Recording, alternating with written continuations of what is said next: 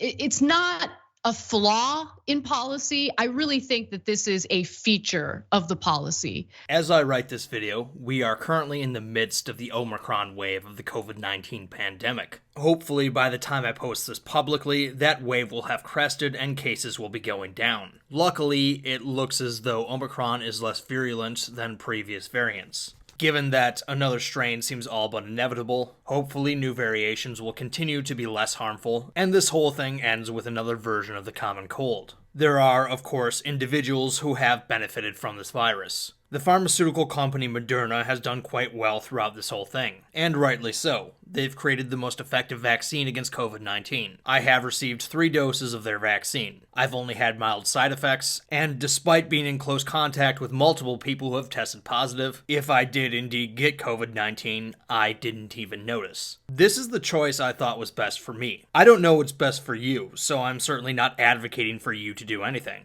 That's for you to decide as far as I'm concerned. I'm not the type to demonize big business, nor do I have a problem with people making money. But I was a little taken aback when Moderna CEO Stefan Bancel said that people may need a 4th booster shot in the fall of 2022. I still believe we're going to need boosters in the fall of 22 and forward, Bancel told Goldman Sachs. We have been saying that we believe first the virus is not going away. We're going to have to live with it. On that last part, he's almost certainly correct. The virus will almost certainly never go away. Whether it is wise, effective, or necessary for people to get a 4th booster shot or more, I can't speak to. I'm not a medical professional and I don't know jack about viruses. And again, I don't know what is best for other people, so I certainly don't support mandates or other coercive methods. What I do know is that the Moderna CEO has financial incentives to push for more shots, irrespective of the wisdom of them. The more shots people take, the more money he and his colleagues make. That is undeniable, even if Bancel or anyone else working for one of the large pharmaceutical companies genuinely believes that this is the correct course of action.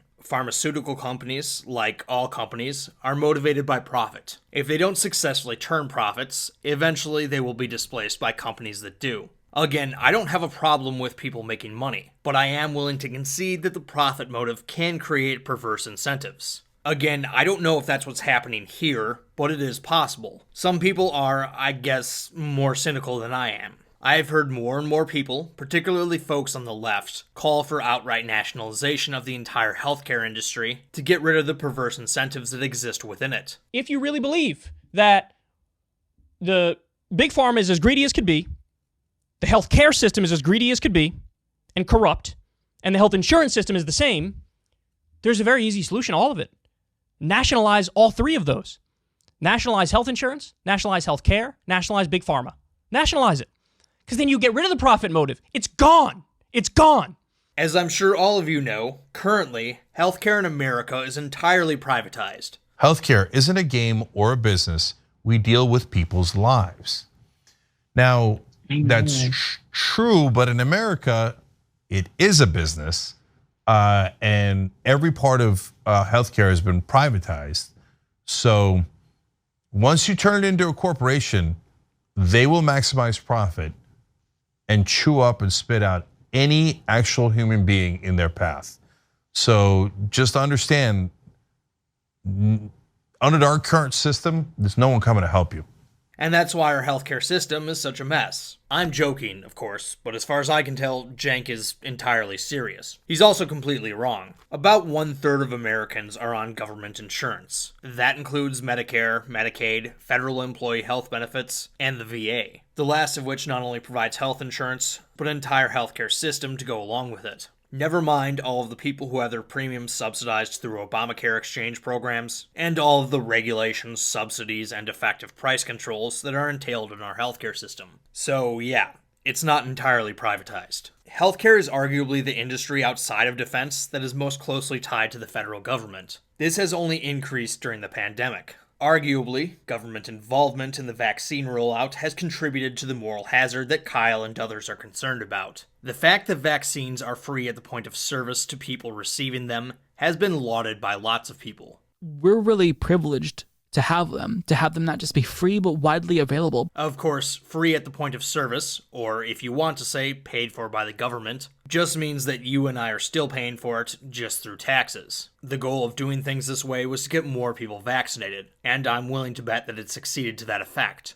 Operation Warp Speed, which happened under Donald Trump's presidency, which has been lauded by lots of people, including leftists whose brains aren't completely warped from partisanship, spent billions of dollars to pre-purchase vaccines from various pharma companies. The Biden administration has continued the policy of purchasing even more doses of the vaccine, and they continue to be free at the point of service, including booster shots. Now, you can argue that this was the right course of action given the circumstances, but understand the incentive structure that we've set up by doing it this way. In order to gain billions of dollars in guaranteed revenue, all that these big pharma companies have to do is convince a small set of politicians and regulators that a fourth dose should be paid for as well. If the government didn't pay for them, and people had to flip the bill themselves, then the pharma companies would have to persuade individual people to buy their product in order to make any money. So, doesn't this prove that Kyle is right? The profit motive necessarily puts incentives in place that can potentially run counter to what is best. If we nationalize the whole thing, we could have the best of both worlds. Healthcare that is free at the point of service, and no perverse incentives in place that would push treatments that may or may not be necessary. Since there would be no profit motive, taxpayer dollars would only go to healthcare products and services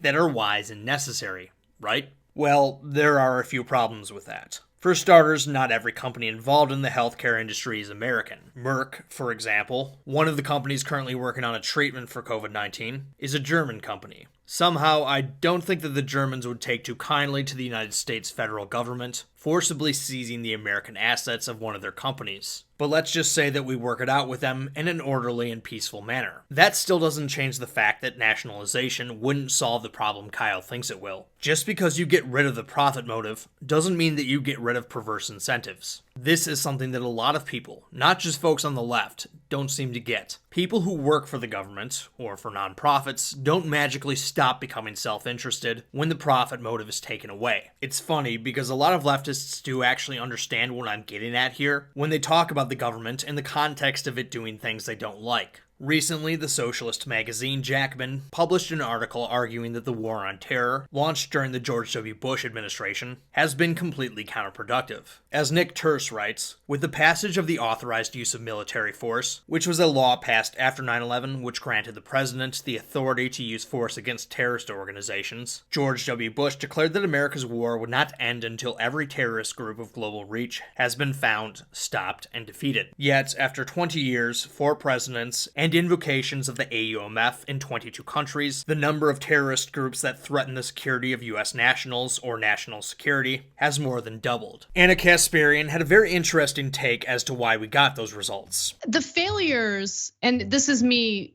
speculating, but I think this is an educated guess.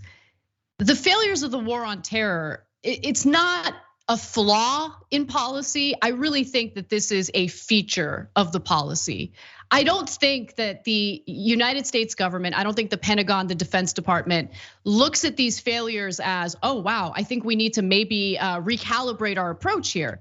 They see this as fantastic. It's working the way it's supposed to work, which means year after year, Congress can continue approving more and more, appropriating more and more of our resources toward defense spending. And while we continue failing, we'll get rewarded for that with additional funding, right? Look, there's an entire industry that profits off of war, as we've talked about so many times before. So this is not the bug, this is the feature. And what we're seeing now is the exact opposite of what the American people have been sold in regard to our system of government and how we have checks and balances. In regard to foreign policy, there are no checks, there are no balances. The only checks that we see in the system are those being sent from Congress to private military contractors, period. That's all it is. Now, I don't want to litigate the war on terror, or even the merits of the Jacobin article here. That is an entirely different topic. What I do want to say is that, while what Anna said might strike you as conspiratorial, and she doesn't really give details on the mechanics of how that happened, what she's saying isn't totally crazy when you consider the incentive structure. The people who are employed by the government to fight terrorism have a vested interest in the problem of terrorism not going away. If terrorism was defeated once and for all, then their jobs would be gone. If the problem of terrorism is worse, however, that means that even more resources will be channeled towards solving that problem, which means job security for all the people working within that industry. Whether she meant to, Anna has made a very classic anti-government argument. In the context of government programs, more resources tend to go toward ineffective solutions, whereas in private industry, resources are generally taken away from them. None of this is to impugn the character of anyone involved with the United States counterterrorism efforts. In fact, it doesn't say anything about their character at all. They could be the most wonderful people on Earth, or they could all be horrible psychopaths. You're going to get similar results regardless. That's because the incentive structure is exactly the same, irrespective of who holds the job. I'm guessing you don't want your job, your means of feeding your family, to disappear either. You'd probably want the same thing if you were in their position. As long as you're self-interested, which the vast majority of people are, the outcomes will be fairly consistent given the incentive structure. Of course, there is one important difference here. Everyone who believes that government should exist believe that, at a bare minimum, they should be involved in defense. There is consensus in the belief that the government has a role in killing bad guys who are a threat to us. Who exactly the bad guys are, and whether they are really a threat to us, and in what manner the government should conduct this ugly business, are all points of contention on actual questions of foreign policy and domestic surveillance. But I think most people would concede the general point. If Canadian tanks started rolling across our northern border, most people would be fine with the federal government responding in kind. Healthcare is a different story, though. There isn't consensus on the government's role in that. Some of us have serious reservations with the government running the show. For example, if we did nationalize all of the healthcare industry, I believe there would be incentives in place to make stuff that we don't necessarily need. For example, if the government ran plants that produce COVID-19 vaccines, do you think that the people who work at these facilities would want the government to produce more doses or fewer? Will the politicians who represent the states or districts that these facilities are located in fare better or worse politically if they advocate for more spending on the things these facilities produce, irrespective of their usefulness? If this nationalized healthcare industry operates anything like the much maligned military-industrial complex, of course the people who work in the facilities will vote to spend more on the stuff they make. And of course the politicians who represent them will allocate more resources to that sector to buy their votes. And I know this is how it works in the defense industry because I work in the defense industry. Even if you nationalized all the military contractors, which I'm amazed Kyle hasn't called for, you would still have the same dynamic. In fact, it would probably be worse. Getting rid of the profit motive doesn't get rid of perverse incentives.